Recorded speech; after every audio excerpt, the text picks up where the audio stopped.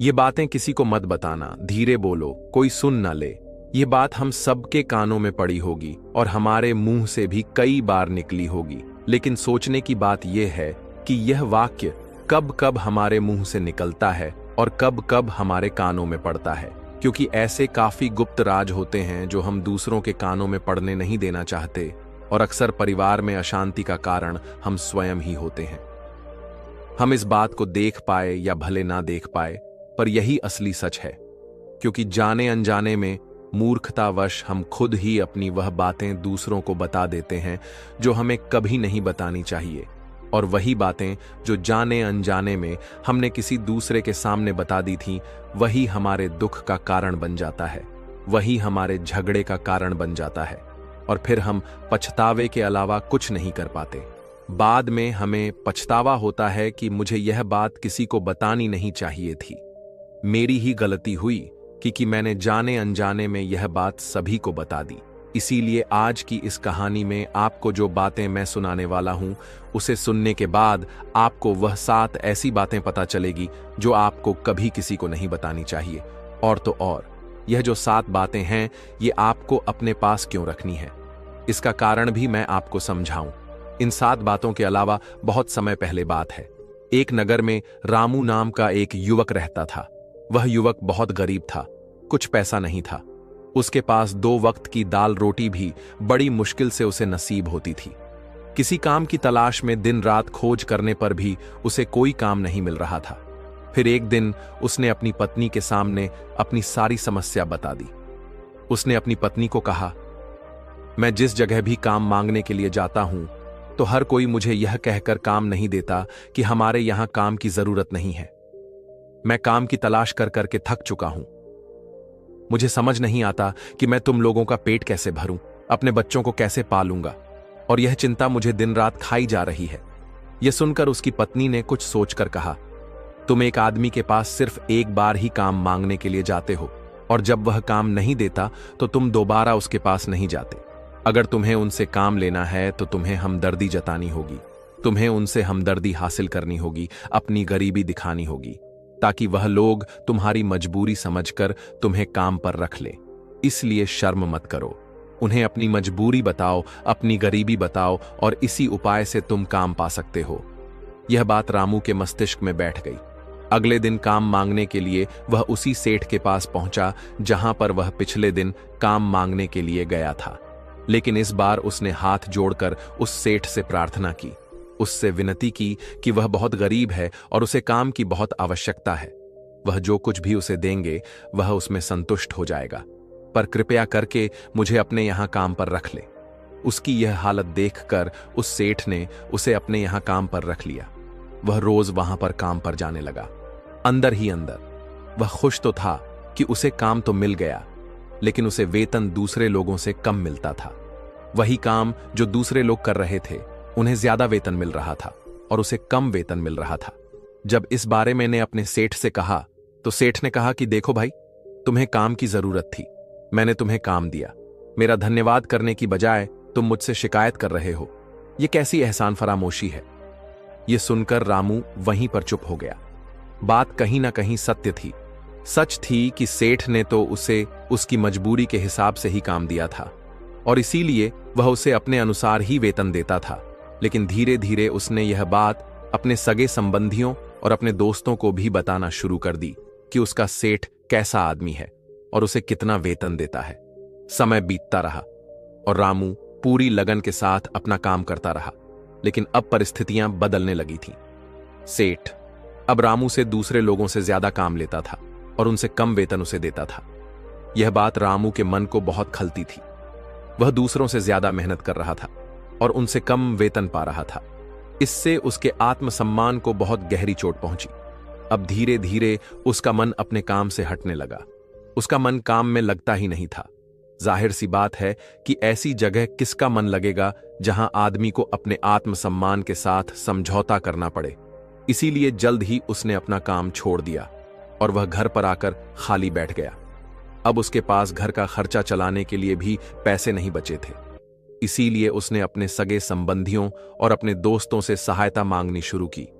लेकिन उसके दोस्त उसके सामने तो उसे दया का पात्र समझते थे, उसे दिलासा देते थे, लेकिन पीछे से उसका मजाक उड़ाते थे। वह कहते थे, कितना बेवकूफ है, सेठ ने इतना काम लिया और बेचारे को पैसे भी नहीं दिए। अरे हम इसको पैसे दे दें तो ये कल हमारा भी पैसा नहीं वापस कर पाएगा। इसकी ऐसी हालत है, काम तो इसके पास कुछ है नहीं, पैसा कहां से लाकर देगा। और इसी वजह से रामू की हालत दिन पर दिन खराब होती जा रही थी। अब वह दिन रात तनाव में रहने लगा। वही दोस्त, वही सगी संबंधी जो उसके अपने होने का दिखावा करते थे, वह उसे दया का पात्र समझ रहे थे। उन्हें उसके ऊपर तरस आ रहा था।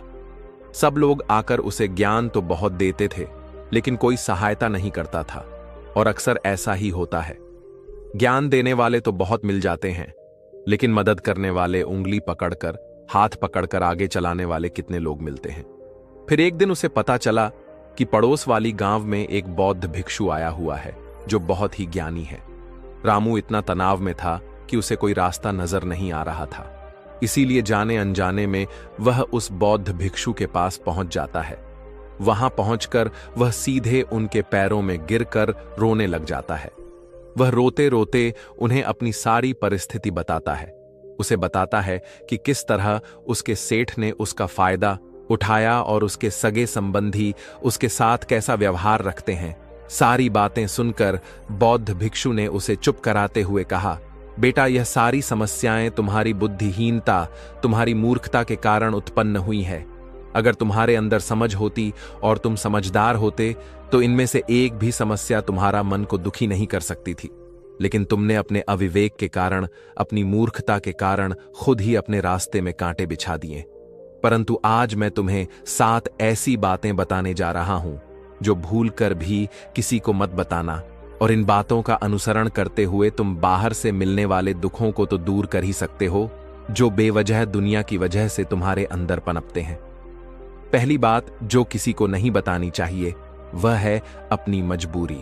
अपनी मजबूरी का दिखावा करके दूसरों का दया पात्र बनकर उनकी सहायता लेने की गलती कभी मत करना।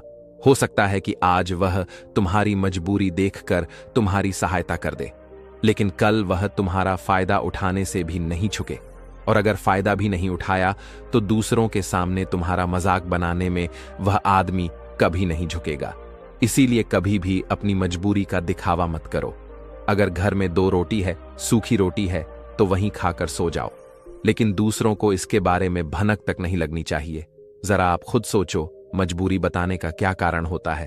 एक इंसान का या तो वह दूसरों से सहानुभूति हासिल करना चाहता है या उनसे कोई आर्थिक मदद चाहता है। लेकिन अगर दोनों ही परिस्थितियों को आप देखें तो दूसरा आदमी आपका फायदा उठाने से नहीं चूके, और अगर वह फायदा नहीं भी उठाएगा तो अपनी नजर में तो वह आपको मूर्ख ही समझेगा, बेवकूफ समझेगा, और दूसरों के सामने आपका मजाक तो जरूर बनाएगा। इसीलिए अपनी मजबूरी के बारे में कभी किसी को मत बताना। दूसरी बात जो किसी को भी नहीं बतानी चाहिए वह है अपनी अतीत की गलतियां और भविष्य की रणनीतियां। जरा सोचो कि अगर हम अपने अतीत की गलतियां किसी दूसरे को बताते हैं तो उसका क्या प्रभाव होगा। वह गलतियां तो ठीक नहीं की जा सकती, जाहिर है, तो उन्हें बताने का क्या कारण रह जाता है। आप अपने अंधेरे पक्ष को खुद दुनिया के सामने बता रहे हो, खुद अपनी गलतियां दूसरों के सामने बता रहे हो। इससे उस आदमी की नजर में आपका चरित्र कमजोर हो जाएगा और वह भविष्य में हमेशा आपको उसी नजरिए से देखेगा। इसीलिए किसी भी आदमी की नजर में अपना चरित्र गठित मत होने दो। और जरा सोचो कि आप व्यर्थ में ही अपने भविष्य की रणनीतियां दूसरों के सामने बता रहे हो। जो लोग आपके काम का हिस्सा ही नहीं है, उनके सामने अपने भविष्य की रणनीतियां, अपनी डींगे हाँकने का क्या फायदा। वह लोग आपकी सहायता तो नहीं करेंगे, लेकिन आपकी भविष्य की रणनीतियों में बाधा जरूर बन सकते हैं। आप खुद अपनी विवेक का इस्तेमाल करिए और सोचिए कि आपके साथ भी ऐसा हुआ है कि आपने अपनी भविष्य की रणनीति किसी को बताई हो और वह कामयाब ही ना हुई होगा। जरा गौर से सोचिए। तीसरी बात जो किसी को नहीं बतानी चाहिए वह है अपने घर की बातें। जो भी हमारे घर के अंदर हमारी परिवार के साथ होती है, हमारे माँ बाप के साथ, हमारी पत्नी के साथ, हमारे बच्चों के साथ, वह बातें परिवार तक ही सीमित रहनी चाहिए। अगर आप इन बातों का दूसरों के सामने ढिंढोरा पीटते हो तो दूसरों को आपके घर में घुसने का एक मौका मिलता है और वह इसका फायदा उठाने का कभी नहीं चूकते। वे आपके परिवार के सदस्यों को आपसे दूर ले जाने की कोशिश करेंगे। अक्सर ऐसा होता है। हम समाज में देखते हैं कि हम अपने घर के झगड़ों को कम करने के लिए उन झगड़ों को अपने पड़ोसियों और दूसरे सगे संबंधियों को बताते हैं, लेकिन इससे आपको सहायता कभी नहीं मिली होगी, बल्कि आपके घर की लड़ाई झगड़े और ज्यादा बढ़ गए होंगे, और वह जाहिर है कि बढ़ेंगे। अगर आप अपने माँ बाप की बात दूसरों को बताएंगे तो आपकी माँ बाप को बुरा लगेगा, यही कि हमारा बेटा हमसे बताए बगैर दूसरों को यह बातें बता रहा है। इसीलिए अपने घर की बातें और अपने घर की लड़ाई झगड़े किसी के सामने मत बताना। अगली बात जो मैं आपको बताने जा रहा हूं, जो किसी को नहीं बतानी चाहिए, वह सुनने पर बहुत अजीब लग सकती है, और वह है कि आप अपनी आमदनी किसी को मत बताना। अब अपनी आमदनी ना बताने के पीछे क्या कारण हो सकता है? जरा सोचिए कि आप अपनी आमदनी अपने दोस्तों को बता देते हैं तो इस हालात में केवल दो बातें हो सकती हैं। या तो आपकी आमदनी उनसे ज्यादा हो सकती है, या तो फिर आपकी आमदनी उनसे कम हो सकती है। अगर आपकी आमदनी उनसे ज्यादा है तो जब आपके दोस्तों को जरूरत पड़ेगी तो वह सिर्फ आपको ही याद करेंगे, क्योंकि उनको पता है कि अगर आपकी आमदनी ज्यादा अच्छी है तो आप ही उनकी मदद कर सकते हैं, और इसीलिए ज्यादा लोग आपसे सहायता मांगेंगे। और जब आप उनकी सहायता नहीं करेंगे तो वह सोचेंगे कि इस आदमी के पास पैसे हैं, मेरी सहायता कर सकते हैं, लेकिन यह फिर भी मेरी मदद नहीं कर रहा है। और इसीलिए आपकी आमदनी आप दोनों दोस्तों के बीच एक झगड़ों का कारण हो सकती है। और इसी जगह आपकी कम आमदनी होगी तो लोग मजाक उड़ाएंगे, वह आपको कमजोर भी समझ सकते हैं, और ऐसी हालत में बहुत कम लोग मिलते हैं जो आपके पीठ पीछे आपका मजाक ना बनाए, और ज्यादा होगी तो सहायता मांगेंगे।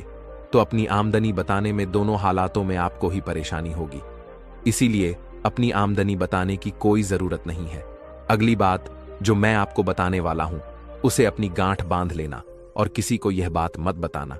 अपनी कमजोरी और अपनी ताकत अक्सर इंसान को पता नहीं होता है कि उसकी कमजोरी या उसकी ताकत क्या है। लेकिन अगर आपको अपनी कमजोरी और अपनी ताकत पता है तो पहली बात तो आप बहुत ही बुद्धिमान आदमी हैं, और दूसरी बात कि आपको यह बातें किसी को पता नहीं लगने देनी है, क्योंकि अगर आपकी कमजोरियां दूसरों को पता चल गई और अगर भविष्य में आप दोनों दुश्मन बन जाते हैं तो वह आपकी कमजोरियों का फायदा उठाएंगे, और अगर उनको आपकी ताकत पता चल गई तो वही ताकत आपकी कमजोरी बन जाएगी, क्योंकि वह ताकत दूसरे आदमी को पता है, और वह ताकत का तोड़ भी आज नहीं तो कल ढूंढ ही लेगा, क्योंकि हर शेर का सवा शेर होता ही है। ऐसा भी हो सकता है कि इसके बाद आपको उनसे हमेशा दब के रहना पड़े। अगली बात जो किसी को नहीं बतानी चाहिए वह है अपने मित्रों और दुश्मनों के बारे में। अपने मित्रों के साथ बात करना और उनके साथ अपने दोस्तों और दुश्मन के बारे में आपके अनुभव और विचारों को बताना अच्छा हो सकता है, लेकिन ध्यान और सावधानी से अगर आप अपने मित्रों के बारे में दूसरों को बताते हैं तो वे आपके मित्रों के साथ खिचड़ी पका सकते हैं और आपको धोखा दे सकते हैं। आपके गहरे मित्रों को आपसे दूर करने का प्रयास कर सकते हैं। आमतौर पर सामान्य लोग ऐसा नहीं करते, लेकिन आपके दुश्मन ऐसा करने की कोशिश कर सकते हैं। वे आपके गहरे मित्रों को आपसे दूर करने की कोशिश कर सकते हैं। दूसरी ओर आपके शत्रु के बारे में भी किसी को नहीं बताना चाहिए, क्योंकि आज का मित्र कल आपका दुश्मन बन सकता है, और वह आपके दुश्मन के साथ मिलकर आपको हानि पहुंचा सकता है और धोखा दे सकता है। इसलिए अपने सबसे अच्छे दोस्तों के बारे में भी अपने दुश्मनों के बारे में कभी बात नहीं करनी चाहिए। आखिरी बात में मैं यह कहना चाहता हूं कि जब आप दान करते हैं तो उसके बारे में भी किसी को मत बताएं, नहीं तो दान करना व्यर्थ हो जाता है, बेकार हो जाता है। जब आप अपने दान का ढिंढोरा पीटते हैं तो आप यह बता रहे होते हैं कि आप कितने बड़े दानी पुरुष हैं, और यह आपके अंदर एक अहंकार पैदा करेगा। इसीलिए दान जितना गुप्त रूप से किया जाए उतना ही अच्छा होता है, उतना ही फलदायी होता है। ऐसा कहा जाता है कि जब आपका बायां हाथ दान कर रहा हो तो दाएं हाथ को भी ना पता चले कि बायां हाथ दान कर रहा है। बौद्ध भिक्षु ने रामू को जो 7 बातें बताई उनमें संसार के सभी सिद्धांत छिपे हुए हैं। इन बातों का पालन करते हुए आप अपने घर में सुख शांति बना सकते हैं और घर के झगड़े हमेशा के लिए दूर कर सकते हैं।